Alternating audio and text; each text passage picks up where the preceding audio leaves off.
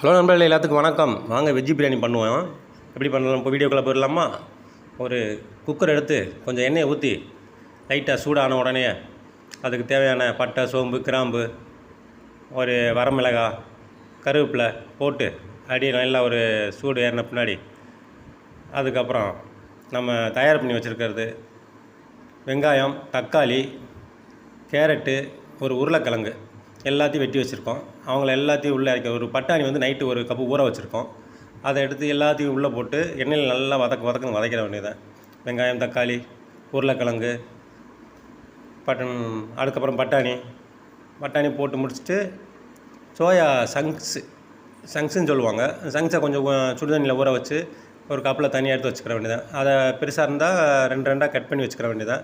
சிறுசாக இருந்தால் அப்படியே முழுசாக போட்டுடலாம். சின்ன சங்க்ஸாக இருந்தால் அவங்களையும் போட்டு நல்லா வதக்குன்னு வதக்கிட்டு கொஞ்சம் தேவையான அளவுக்கு பிரியாணி மசாலா சேர்த்துக்குங்க. இல்லை கரைப்பொடி இருந்தால் கரம் மசாலான்னு கொஞ்சம் போட்டுக்கிற வேண்டியதான்.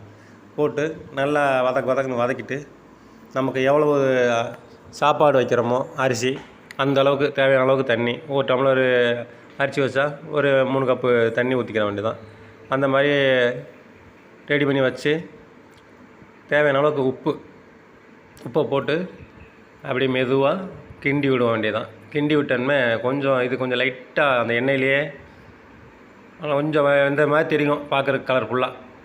அப்போ நல்லா ஒரு பரட்டிக்கிட்டு தண்ணியை ஊற்றி அரிசியை போட்டு கப்புன்னு மூடிட வேண்டியதான்.